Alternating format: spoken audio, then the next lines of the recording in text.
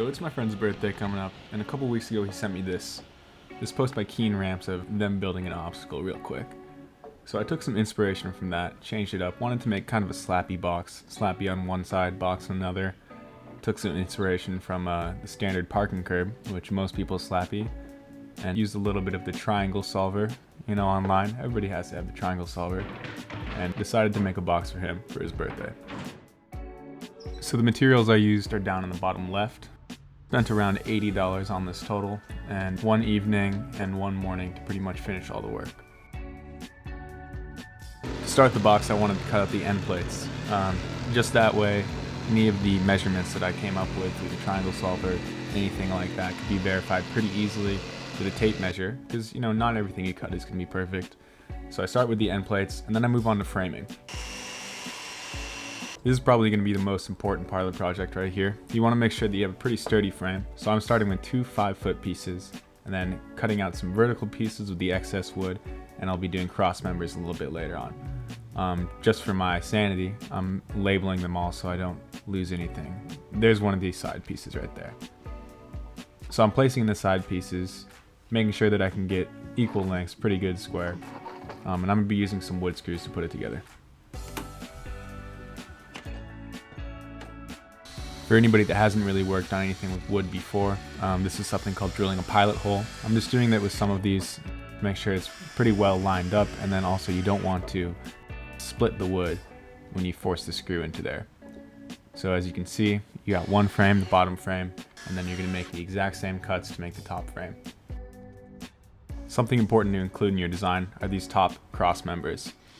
So these will basically be able to support the top panel that you're going to screw in eventually, and it's going to help to easily distribute the load throughout the entire frame.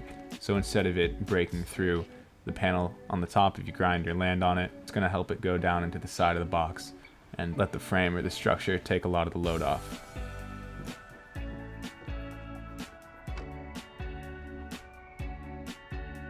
At this point you should have two square frames, and I'm just going to use this clamp to verify that the distances are correct, and then I'm going to use the clamp even more to screw it all in, make sure it's square. So I'm just doing a little walk test to make sure that it is actually going to be able to support your weight. So before we finish the very last part of the framing of the box, I'm going to use these panels to actually help as a guide. So one of these I'm painting just for an aesthetic kind of look, but the other one I'm going to leave blank. And the important thing with these is that they're going to help you make sure that all of your angles and your cuts can be verified pretty easily. You can just put the 2x4 right up to it and get the angle right off of it. And I'm just adding some more vertical struts to help distribute the load a little bit more.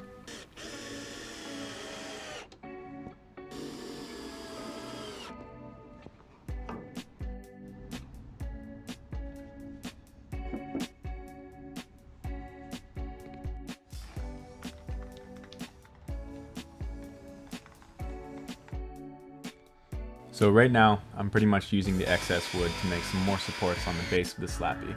As you can see, using the panels to frame it up, I was able to pretty much estimate what the angles would end up being, cut off an inch for the 2x4, and then place it all together.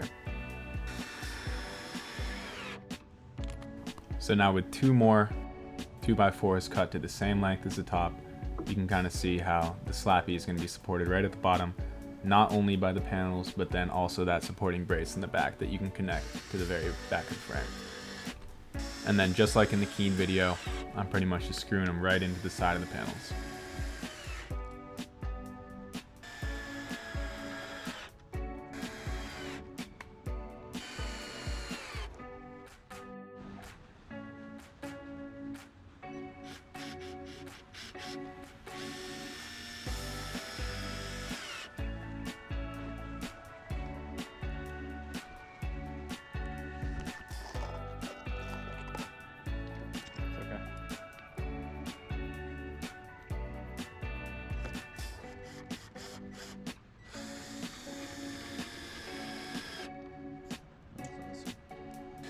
Obviously shears.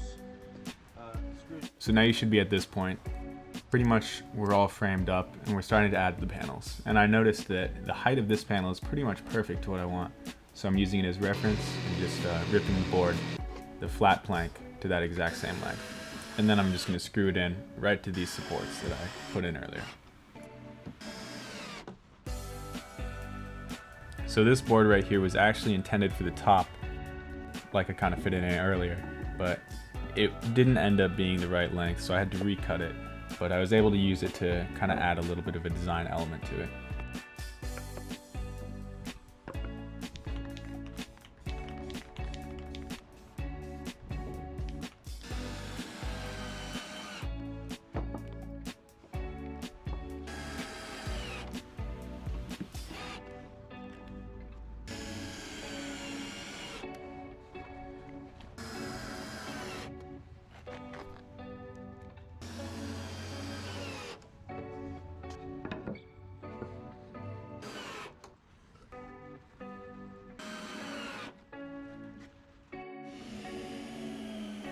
And just like that, everything's screwed together. All your panels are on it. Should look good. And then I'm just gonna rip off the excess with the saw.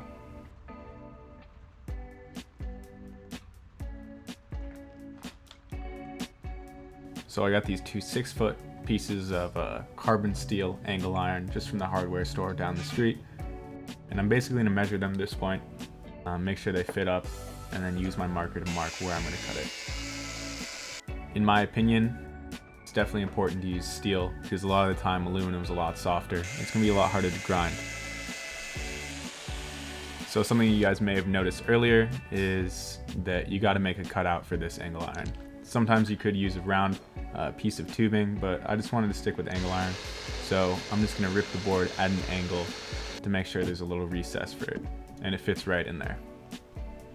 So then I'm gonna get a drill bit a little bit bigger than the size of the diameter of the screw, but not bigger than the head, and drill my pilot holes.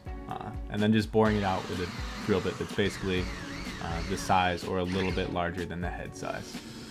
And then you'll get a perfect flush finish.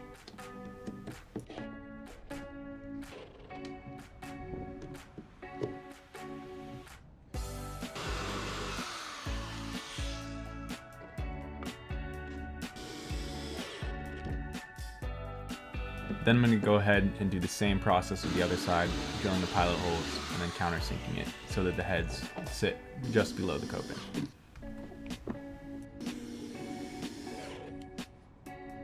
Finally, just brushing off that metal, and then make sure you add some kind of finish on the end of it. You might want to deburr, grind down the end of the angle iron so it doesn't end up cutting you. Then you can go ahead and do a grind test. Just run it across, make sure the heads stick below the coping, and you can grind pretty easily.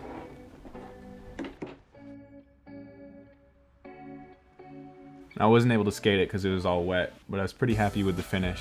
So if you guys are looking to build a box like this, go back to the front of the video, or just shoot me a comment in the comment section. I can give you guys a little bit more in-depth or detailed designs.